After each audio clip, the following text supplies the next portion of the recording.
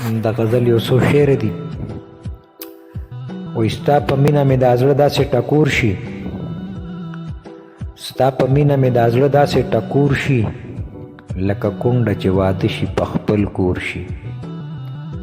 او وخت داسې خوشحالۍ باندې مې سر کا، وخت داسې خوشحالۍ باندې مې سر کا، چې هر غم مې د بیلتون په اوږو سور شي.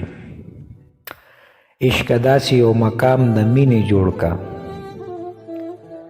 عشق داسې یو مقام د مینې جوړ کا، چې مې بې رنجو اشنا د سترګو تور شي.